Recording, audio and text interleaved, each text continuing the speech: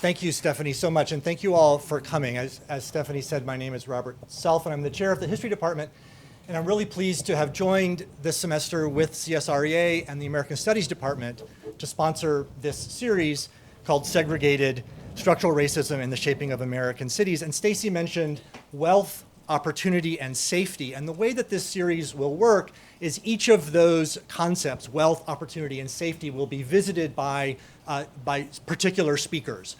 So today we have, of course, Richard Rothstein, who will talk about a big overall national story about the role of the federal government in segregating American cities. And our final two speakers, Nathan Connolly and Elizabeth Hinton, will address more specific questions of opportunity, safety, policing, the ways in which urban spaces are constructed, imagined, policed, regulated, and so on.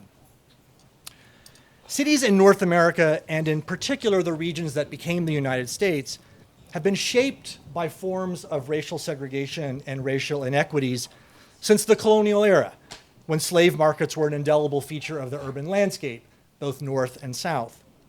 But after the Second World War, a specific set of forces, institutional actors, and public policy came together to create intensified and lasting forms of segregation and stark racial preferences for whites at the expense of people of color. This produced what the historian Arnie Hirsch once called, quote, the second ghetto, using the language of an earlier era, a space of racial isolation and disadvantage created by public policy. The federal government itself, in one of the most honest, if schizophrenic, reports it has ever delivered, the 1968 Kerner Commission report, wrote of this, quote, second ghetto, white institutions created it, white institutions maintain it, and white society condones it. This a mere 30 years after that same federal government had put in place many of the very policies that made the ghetto itself.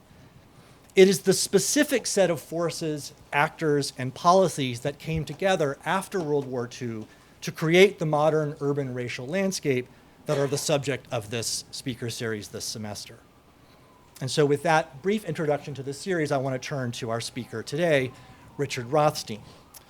Mr. Rothstein is a distinguished fellow of the Economic Policy Institute and a senior fellow emeritus at the Thurgood Marshall Institute of the NAACP Legal Defense Fund and of the Haas Institute of the University of California, Berkeley.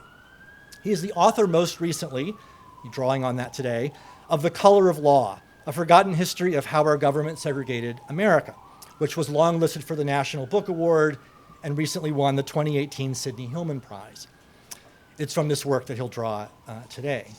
Rothstein has been, for much of his career, a scholar and a policy analyst of education.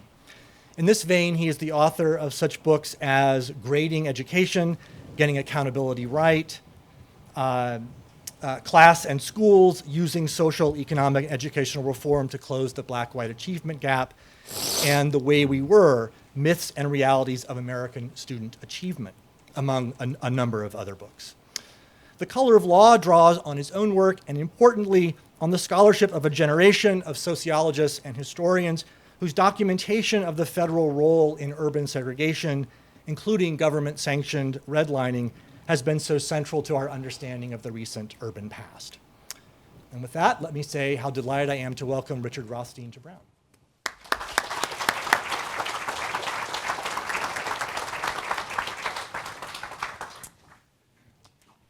Thank you, Robert. I tried out that table. It's sturdy enough for someone to sit on. So someone, and probably this one is too, although I didn't try that one out. And there's another seat there, and so come on, somebody. Well, thank you, Robert. As I always have to say, I also want to thank Robert for his important research in Oakland, which I drew on so heavily in doing this work myself. As you all know, in the 20th century, we made a decision nationally to abolish segregation in this country. We had a civil rights movement. It began by challenging segregation in law schools. Civil rights lawyers sued to desegregate law schools because they figured that if judges couldn't understand anything else, they might be able to figure out that you couldn't get a good legal education in a segregated law school. That was the first case. And then that precedent was used to challenge segregation in colleges and universities. And then that precedent was used as a basis for the Brown versus Board of Education decision that you're all familiar with in 1954, that abolished legal segregation in elementary and secondary schools.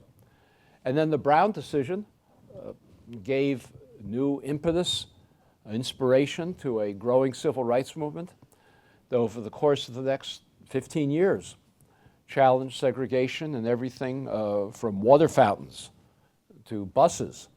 You're all familiar with the Rosa Parks story, to lunch counters, to public accommodations of all kinds, interstate transportation. And then at the end of the 1960s, the civil rights movement folded up its tent and left untouched the biggest segregation of all, which is that every metropolitan area in this country is residentially segregated.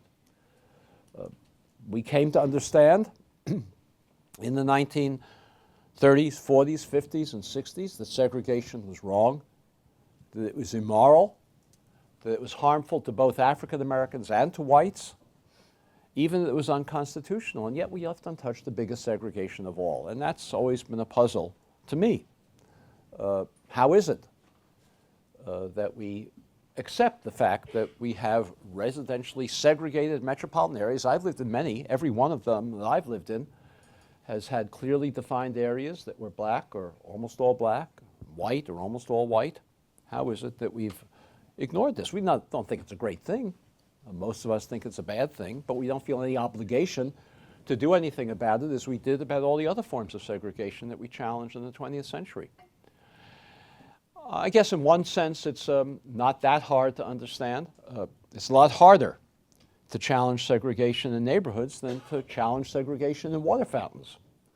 If you abolish segregation in water fountains, the next day you can drink from any water fountain.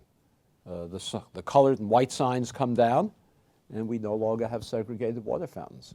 But if we abolish segregation in neighborhoods, the next day things wouldn't look much different.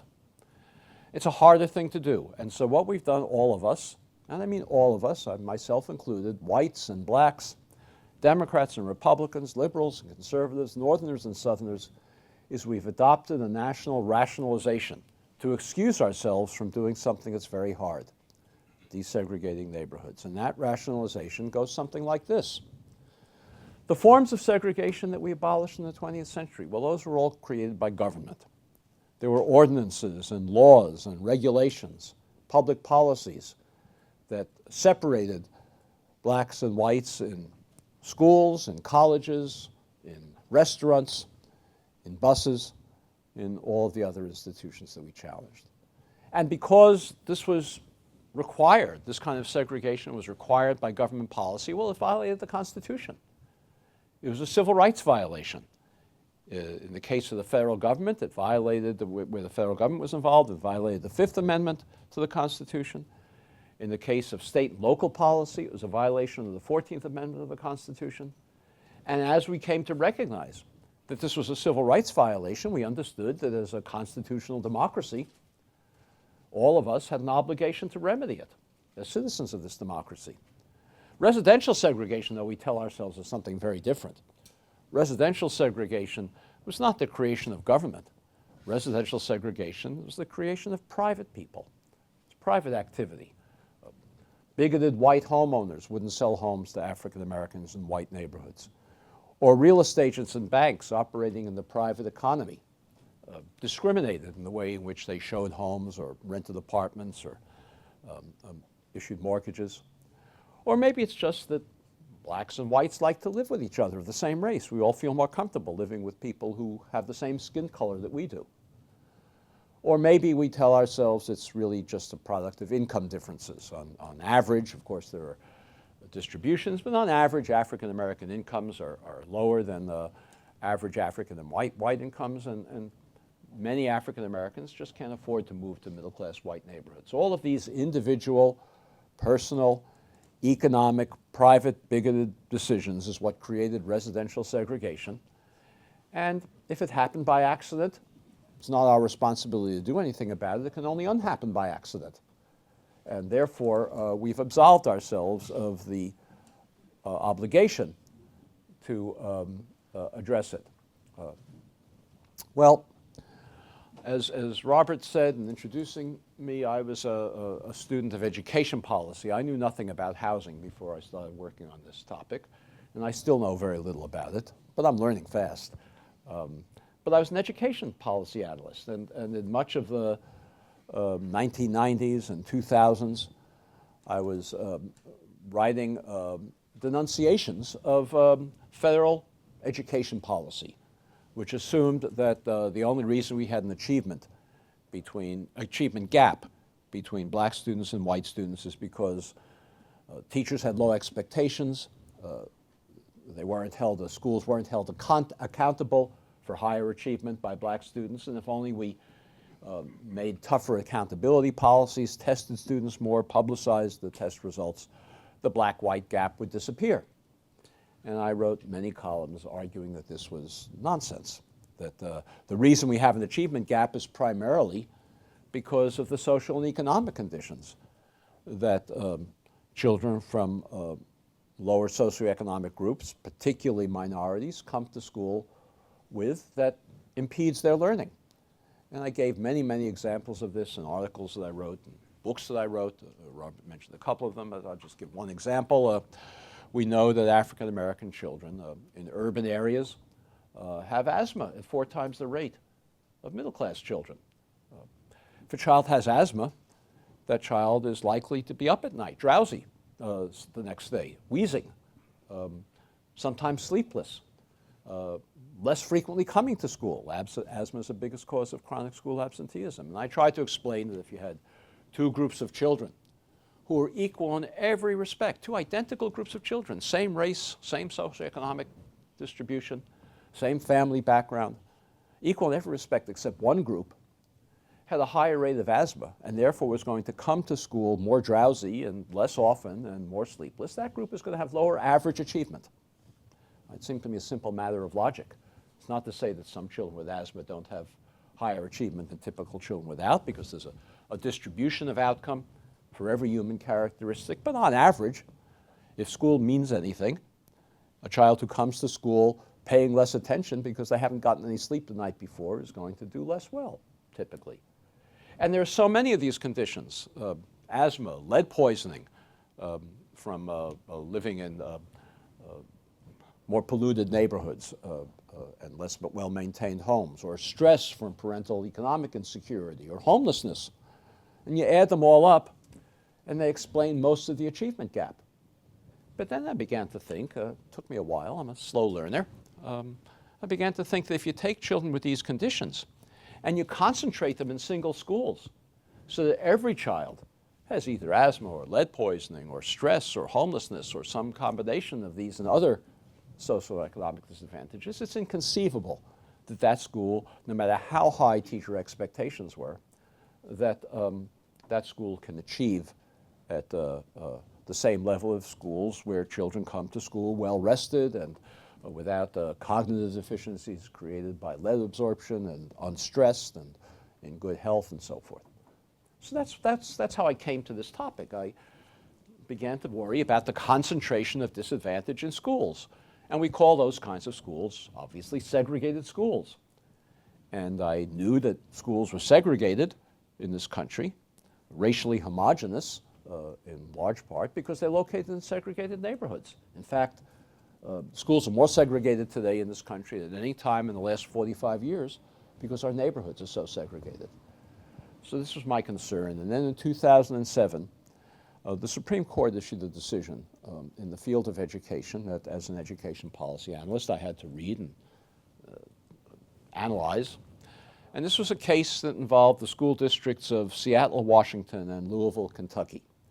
Both of those school districts had very, very modest token desegregation plans. They understood, the leaders of those school districts understood the conditions I was just talking about, and they wanted to desegregate their schools to some extent, so they adopted a very trivial plan in which parents had a choice of which school to send their child to within the district, But if the choice was going to further exacerbate the racial concentration of a school, that choice would not be honored in favor of the choice of a child that would ameliorate the racial concentration. So if you had an all-white or mostly white school and there was one place left, and both a black and a white child applied for that place, the black child would be given some preference and vice versa. How could you imagine a more trivial plan? How many times do you have one place left and you have to choose between a black and a white applicant? It almost never happens, but that was the plan. The Supreme Court denounced the plan. They said it was unconstitutional. It was a violation of the Fourth Amendment to take race into account in pupil assignment. And the reason the Supreme Court said, John Roberts wrote the opinion, he said, well, the schools in Seattle are segregated because the neighborhoods in which they're located are segregated. Well, I thought that was a pretty wise observation on the Chief Justice's part. That's, in fact, why the schools in Louisville and Seattle are segregated. And then he went on to say that the neighborhoods are segregated de facto for all the reasons that I just described.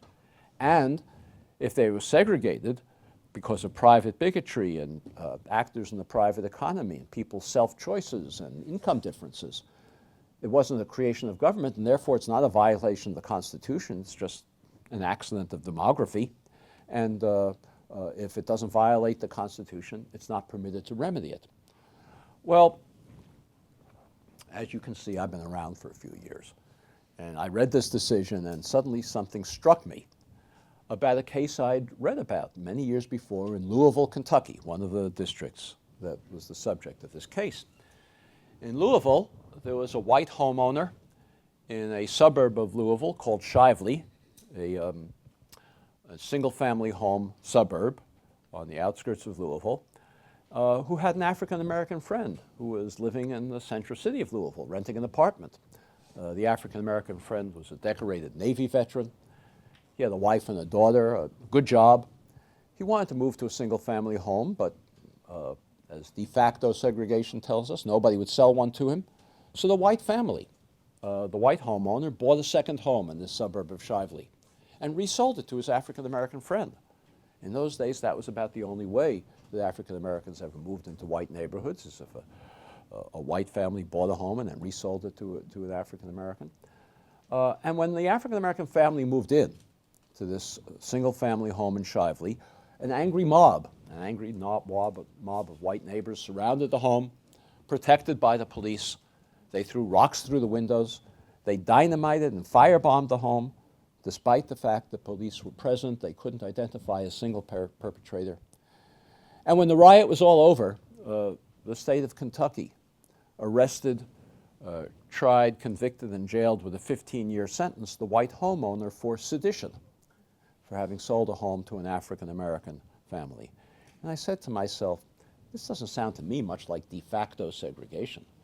Maybe there's something that Chief Justice John Roberts doesn't know about the history of how this happened that's worth investigating. And so I began the investigation that led to the book, The Color of Law, that Robert mentioned.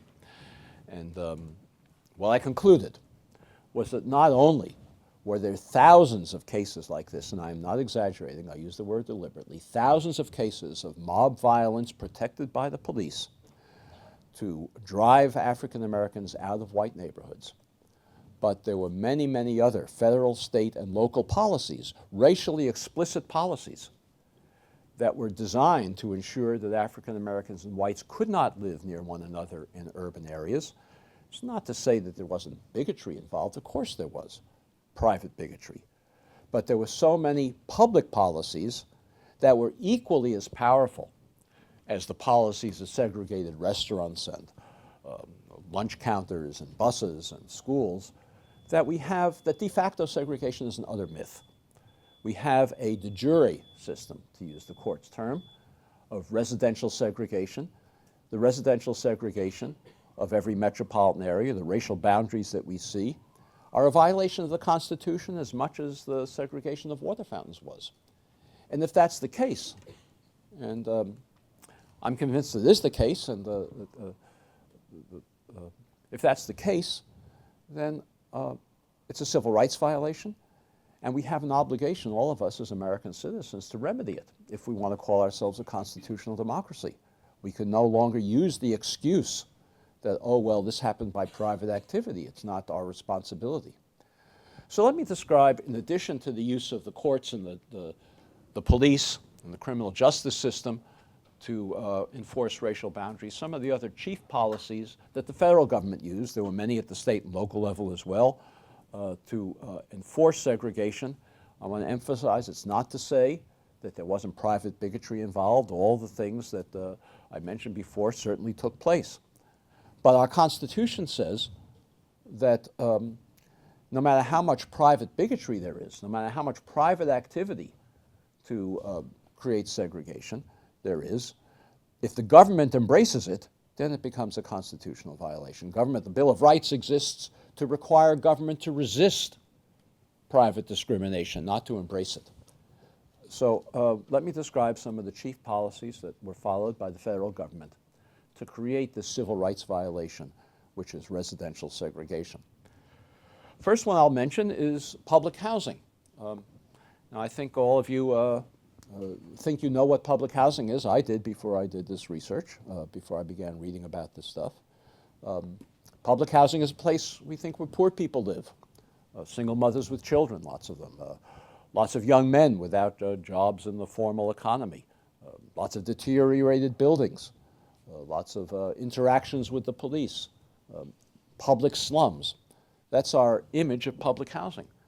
But that's not how public housing began in this country. Public housing began in this country during the New Deal, during the Depression by the Roosevelt administration, and it was housing for middle-class, working-class families who had jobs, good jobs, who could afford to pay for housing, could afford to pay rent for apartments. It wasn't for poor people. Poor people were not allowed into public housing in those days when the public housing first began.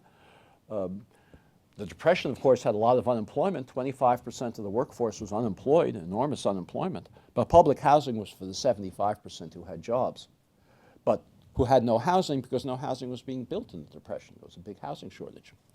So the Public Works Administration, one of the first New Deal agencies, built public housing across much of the country, certainly east of the Mississippi River.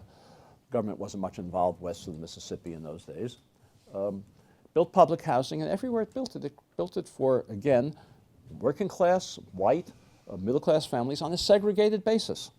Separate projects for whites and for African Americans. Frequently creating segregation where it hadn't previously existed. Now that also may surprise you. Certainly we had a lot of segregation, informal segregation in the country in many eastern cities after World War I and the great migration of African Americans into eastern cities, but there were also many integrated neighborhoods, working class neighborhoods in particular, near downtown areas because factory districts, factories, warehouses, service industries serving them, all had to be located in a central area near either a railroad terminal or a deep water port because that's where they got their parts and shipped their final products. And workers who didn't have automobiles had to walk to work or take short streetcar rides. So if you had a factory district that was had employed workers who were African American and Irish and Italian and Jewish and rural migrants, and they all had to live in broadly the same neighborhoods. Not to suggest that every other home was a different race, but broadly integrated neighborhoods. The great African American poet, novelist, playwright, Langston Hughes, whom I hope many of you are familiar with, wrote in his autobiography that he grew up in a downtown integrated Cleveland neighborhood. We don't think of downtown Cleveland as being an integrated place today. But he said in high school his best friend was Polish. He dated a Jewish girl. This was not the norm, but it wasn't unique either in those times. Much more commonplace than it is today for high school students. And the Public Works Administration, the first New Deal agency, demolished housing in that downtown area of Cleveland to build two separate projects, one for African Americans and one for whites, creating a pattern of segregation with that and other projects elsewhere in Cleveland that were also segregated, creating a pattern of segregation or reinforcing a pattern of segregation that otherwise would never have developed with such strength. In my book, I like to talk about self-satisfied smug places. I don't know if Providence qualifies, but Cambridge, Massachusetts is one that I talk about. The area between Harvard and MIT, the Central Square neighborhood, was about half black and half white in the 1930s. It was an integrated neighborhood. The Public Works Administration demolished housing there to build two separate projects, one for whites, one for African Americans, creating a pattern of segregation with that and other projects also segregated in the Boston area that otherwise would never have developed with such strength. During World War II, hundreds of thousands of workers flocked to centers of war production to take jobs in the war industries. Jobs had been scarce during the Depression. The war industries absorbed a lot of the unemployment. Workers flocked from all over the rural areas of the South and the Midwest, the Western states, the Southwest, to take jobs in war industries. And they overwhelmed the communities where they were located, where these plants were located. And if the government wanted the ships and the planes and the tanks and the jeeps to continue to be produced, it had to produce housing for these workers. So it did. It produced separate housing, segregated housing for African Americans and whites. Frequently they were working in the same plants, but separate housing for African American white war workers, creating a pattern of segregation in some places and reinforcing the pattern in others that otherwise would never have existed with such strength. And in my book, again, I pick on a place, the San Francisco Bay Area, a community called Richmond, a small suburb of Berkeley, was the center of shipbuilding on the West Coast, had very few African Americans living there. There was some some domestic workers who were typically related to Pullman car porters, who were living in an integrated West Oakland area, who were living in Richmond before that, but very few African Americans. It was a community of 20,000, and by the end of the war, the shipyards in Richmond were employing 100,000 workers, and if you add in the families that they brought with them, it was probably an influx of 300,000 people or so into Richmond, and no community like that can absorb 300,000 people in a period of 4 years. If the government wanted the shipyards to continue, it had to build housing for those workers, and it did. It built segregated housing. Segregated housing frequently for the African American workers was mostly located along the railroad tracks in the industrial area. It was shabby housing. The city of Richmond announced that any African Americans who came to Richmond to work in the shipyards during the war would have to leave at the end of the war. And it built housing for the white shipyard workers closer to the more residential areas and close to shopping and other amenities, and frequently more stable housing. And this was done all over the country wherever there were war plants, segregated housing. After World War II, there was still an enormous housing shortage. Not only was no housing built during the Depression, except for the few public projects that I mentioned, and during World War II, it was prohibited to use construction materials for civilian purposes, except for housing for war workers. So there was an enormous housing shortage, and then millions of returning war veterans were coming home needing housing. So we had an enormous housing shortage. People were doubled and tripled up, living with relatives, both African Americans and whites, living in open fields and Quonset huts. President Truman, who succeeded Roosevelt as president after World War II, had to address this housing crisis, and so he proposed a vast expansion of the National Public Housing Program. And remember, public housing was still at this time mostly for people who could afford to pay rent. This was not a program for poor people. These were returning war veterans who had jobs in the post-war boom, employment boom, but there was no housing for them. And so he proposed a vast expansion of the public housing program for returning war veterans. And conservatives in Congress wanted to defeat Truman's 1949 Housing Act, not because they didn't want to serve poor people. There weren't poor people to speak of, a few, but not too many living in public housing. Not for racial reasons, because it was always segregated. They didn't object to that. They wanted to defeat it because they thought that public housing was socialistic, that the private market should take care of the housing needs of returning war veterans, even though the private market wasn't doing so.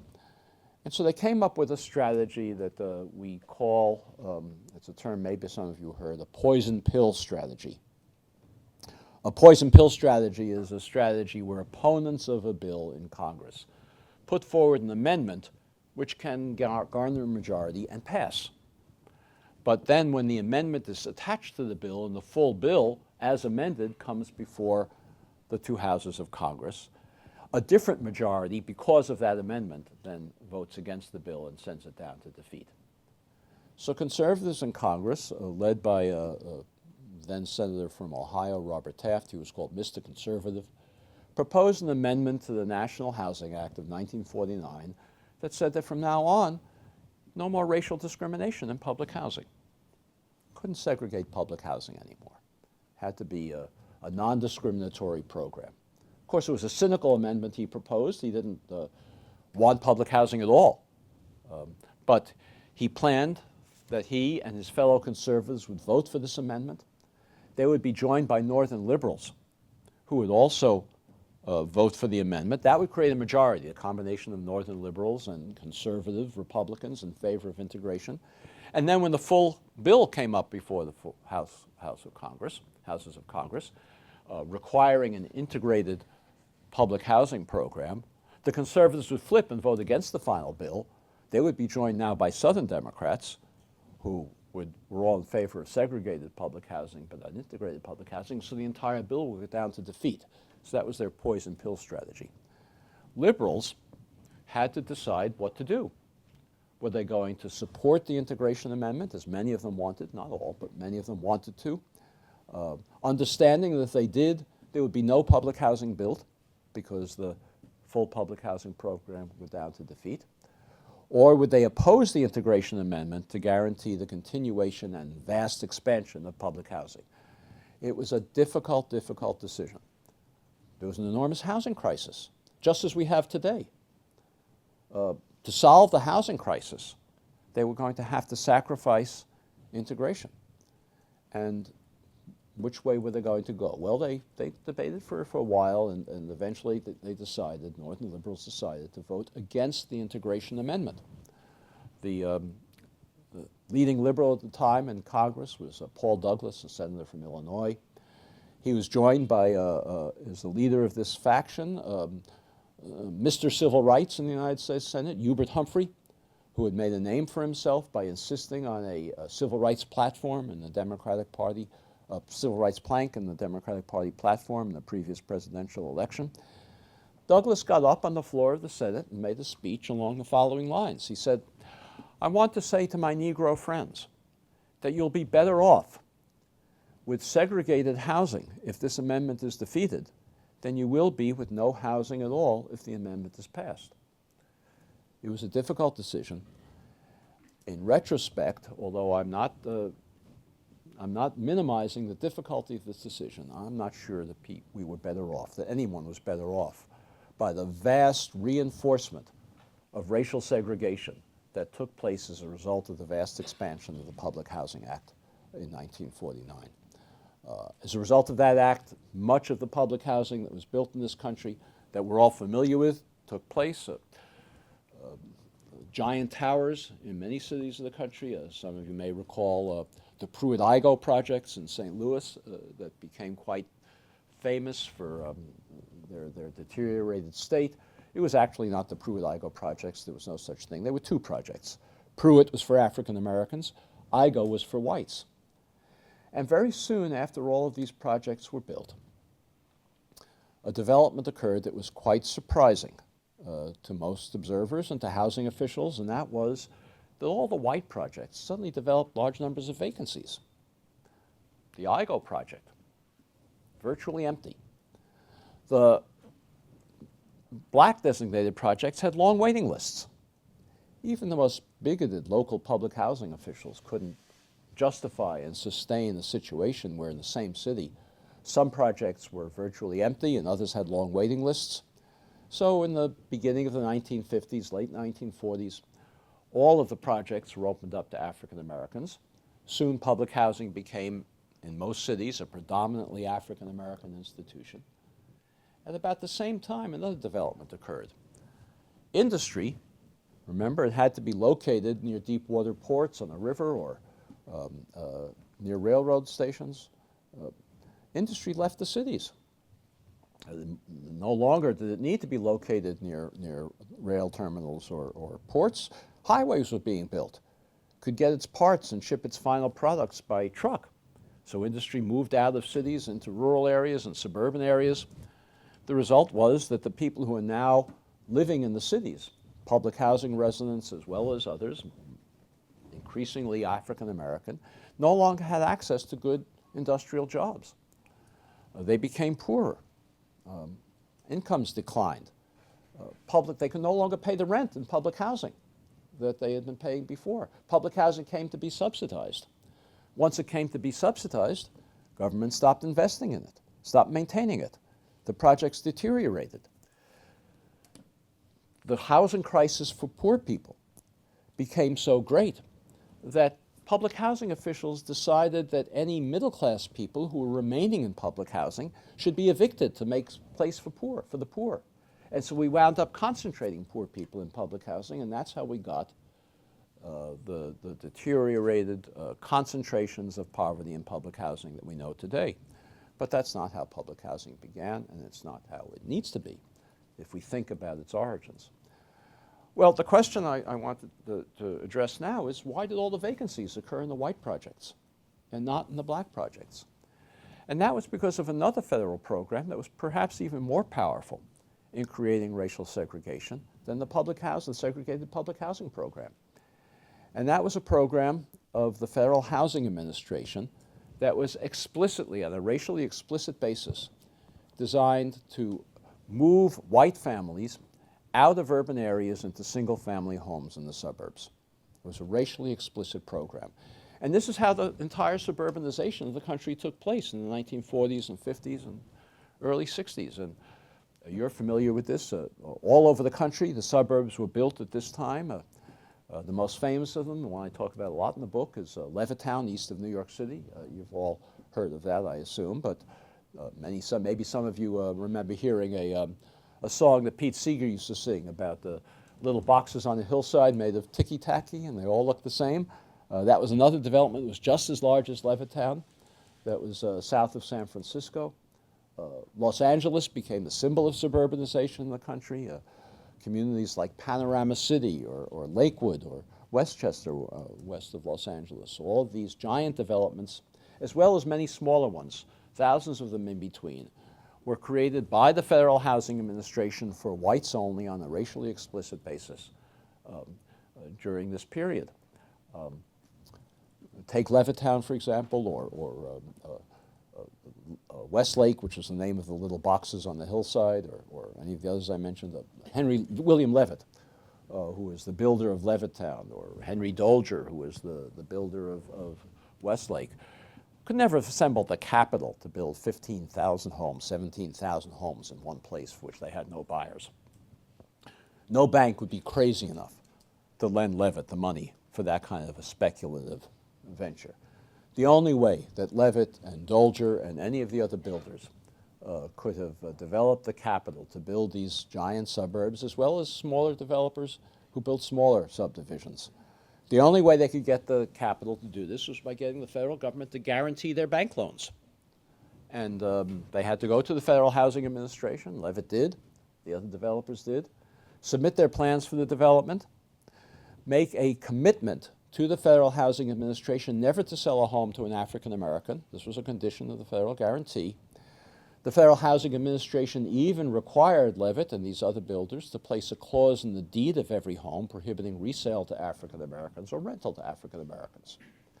On that basis, Levitt got the bank guarantee he needed. He built 17,000 homes in one place, had buyers. He eventually got buyers and sold the homes who had FHA mortgages or VA mortgages if they were returning war veterans.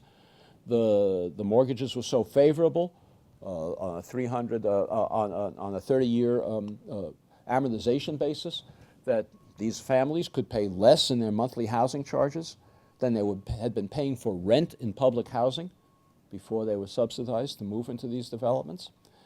And this is how the suburbanization of the country occurred on an all-white basis. There were many returning war veterans, African Americans, who could have afforded those homes. They were modest, inexpensive homes. Levittown, for example, and these other developments I've been talking about were typically 750, 800 square feet. They sold at the time for $8,000, $9,000, $10,000 a piece. In today's inflation-adjusted dollars, that's about $100,000. Any working-class family can afford to buy a home for $100,000. It's less than twice national median income, with a 30-year amortized mortgage, and for returning war veterans, no down payment. But only whites were permitted to do so. African Americans were required to continue living in urban areas, renting apartments, either in public housing or in the private sector. These homes that were purchased by white families with federal subsidy over the next couple of generations gained in value, as you all know. You can't buy a home in these suburbs today for $100,000. They now sell for $300,000, $400,000, $500,000, frequently much more. Unaffordable to working class families of any race, of either race. 6, 7 times national median income now. The white families who were subsidized by the federal government on an explicitly racial basis to buy these homes gained, as these houses gained in value, equity, wealth from the appreciation of the value of their homes. They used that wealth to send their children to college, to weather medical or emergencies or maybe temporary unemployment bouts. They used it to subsidize their own retirements, and they used it to bequeath wealth to their children and grandchildren, who then had down payments for their own homes that were otherwise would have been unaffordable to them. African Americans, who are prohibited from participating in this racially explicit wealth-generating program, continue to live in urban areas, as I say, and rented apartments. The result is that today, African American incomes, on average, are about 60% of white incomes. There's a whole other story about government policy that created that income gap. I won't keep you here for another few hours telling you that story. It's a different lecture. African American incomes are 60% of white incomes. African American wealth is only 10% of white wealth. And whatever the reasons for the 60% ratio is, that enormous disparity between a 60% income ratio and a 10% wealth ratio is entirely attributable to unconstitutional federal housing policy that was practiced in the mid-20th century, that we, all of us as American citizens, have an obligation to remedy and that we've never even attempted to remedy. It's not that we've tried to remedy racial segregation in neighborhoods and failed. We've never even tried. As I said, the civil rights movement abandoned the effort of desegregation at the end of the 1960s. Well, there were many, many other policies besides the three that I focused on. One is the use of police-protected violence to drive African Americans out of white neighborhoods. The use of public housing to create patterns of segregation. The Federal Housing Administration's subsidization of white home ownership in suburban areas. Many other policies in addition to those three that federal, state, and local governments utilized to create segregation, or sometimes to reinforce informal segregation that already existed. It would have been so easy to have a different history.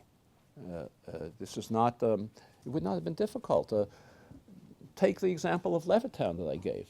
What if the Federal Housing Administration had followed its constitutional responsibilities and said to Levitt, okay, we'll only guarantee your bank loans if you sell homes on a non-discriminatory basis.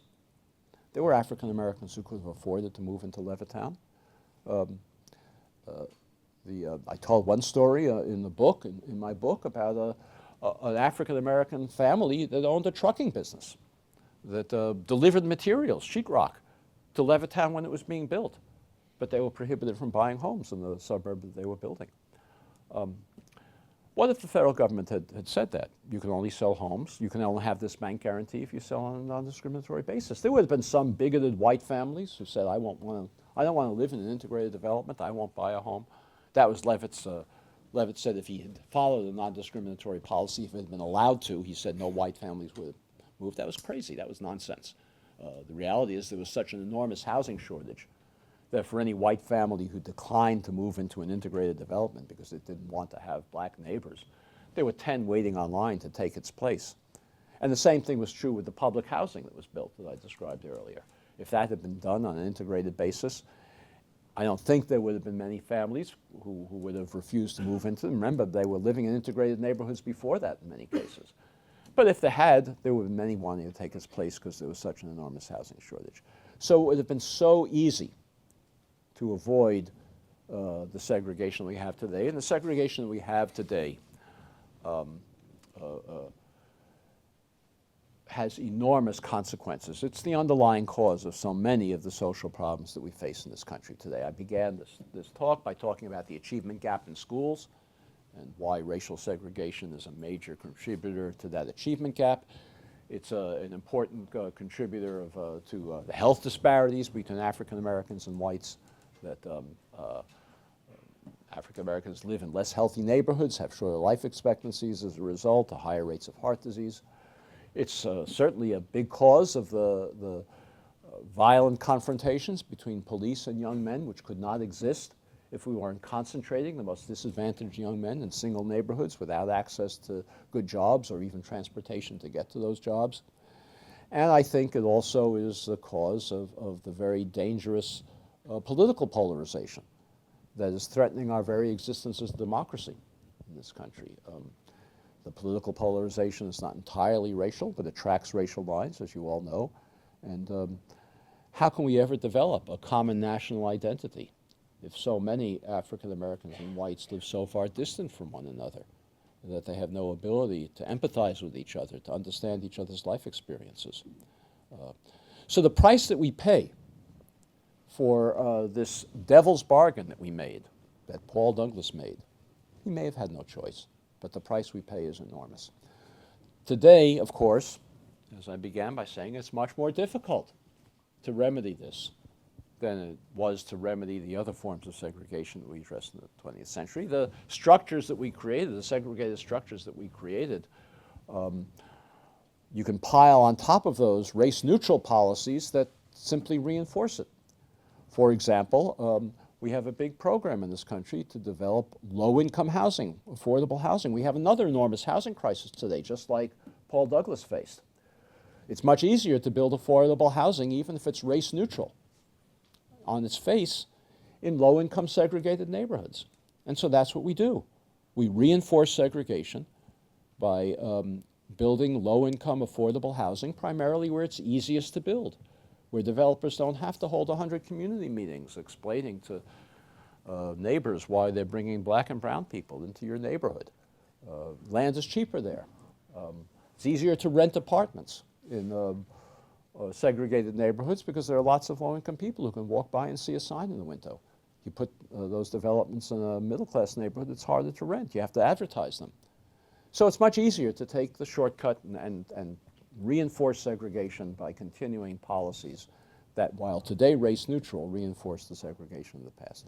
There are many, many other policies that we could follow if we were intent on creating desegregation. For example, we should be, as a remedy to the wealth gap that we created as a result of these explicit racial policies, we should be subsidizing qualified African Americans to buy homes that are otherwise unaffordable to them in higher opportunity neighborhoods. That would be a narrowly crafted remedy to a specific constitutional violation. And in light of the history I've described, would have to be upheld by the courts. So the policies to remedy this are easy. What's not easy is developing the political will, the new civil rights movement that's necessary to address it. And the reason that my advanced years I'm running around the country talking about this is I want to encourage you to think about a new civil rights movement in which you can participate that will begin to raise awareness of this issue and address the remedy that we, all of us as American citizens, have an obligation to embrace. So I think we have time for questions, do we? And thank you.